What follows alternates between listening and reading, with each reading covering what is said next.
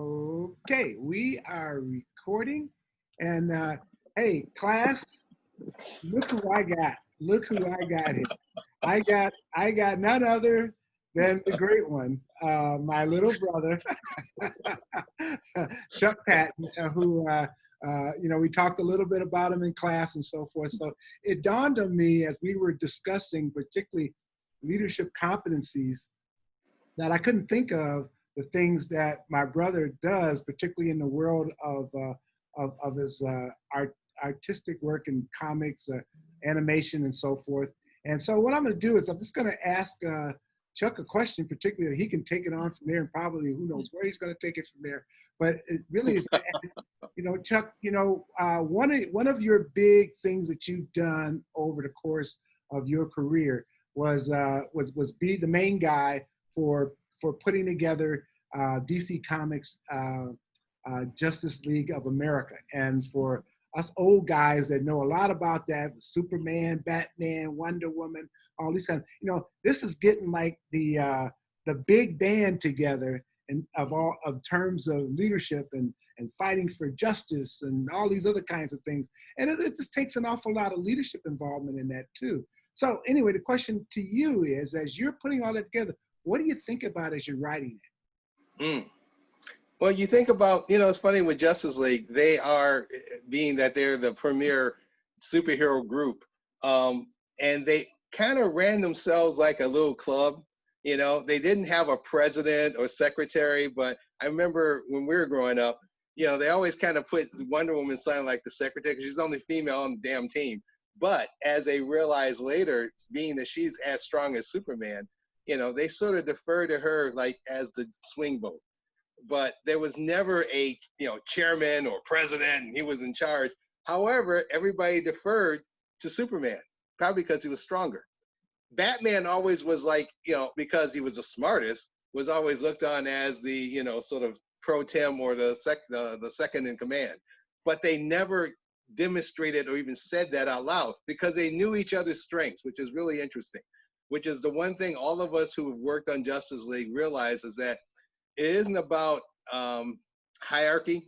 They don't look at, I'm stronger than you and I'm better. They really did work off of chemistry of, all right, who's the best person for this job and what's their experience? If you're underwater, there's no way in hell Superman's going to be telling you what to do because he's not a water guy. However, you got Aquaman, who's king of the seven seas, so Aquaman would leave if they're underwater. If they had some shit that even was about detective work and Batman wasn't around, they deferred to Martian Manhunter who hid out in his day guise as a detective. So again, everybody went to everybody's strength and they respected it. That was the thing that we all got, that they had a mutual respect and there was no hierarchy. There was no, okay, you're the treasurer, okay, you're the secretary. And then when they pulled that shit, they realized later by the end of the story, that was pretty dumb of me, wasn't it? And this is when we were growing up. That was the dynamic I saw. So here, when I took over the book, I kept that dynamic going. We always went with, and it inadvertently fell into this boat where the strongest guy will usually have the weakest guy because the weakest guy has something the strongest guy didn't have all the time. So it was not unusual to see, I did one where it was, Green Arrow, he was separated from Black Canary. Well, who did he get was Elongated Man. And Elongated Man's like Plastic Man. He's all over the place.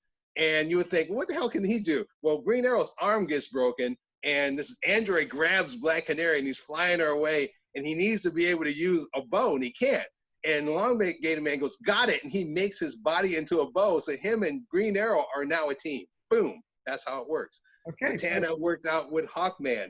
Hawkman had the wings and the brawn, but Zatanna was Miss Magic, so Hawkman would be beating the hell out of you, but somebody would be getting away, and Zatanna would go, and I'm not going to go into it because it's really hard. She would say her magic backwards.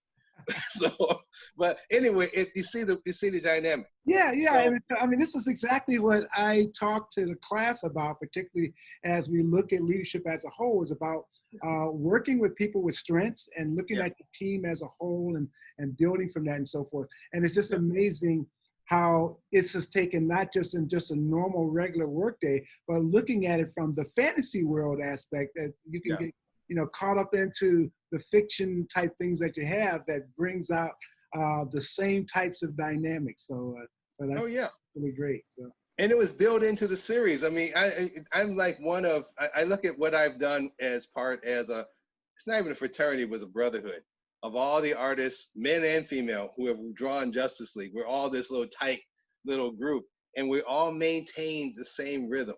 We all maintained that same rule. Even when they did decide, okay, one guy is going to be in lead, whatever, that dynamic was still there.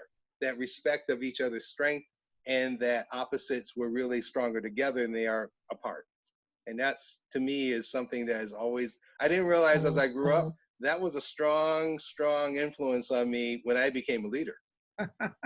You know, Well, great. I don't have a lot of time with the class, Yeah. so I'm going to close this comment out. We're going to talk some more, of course. But folks, Chuck Patton, you guys Googled him already, so you know who he is and what he's all about. But most importantly, this is my brother, and so proud of him.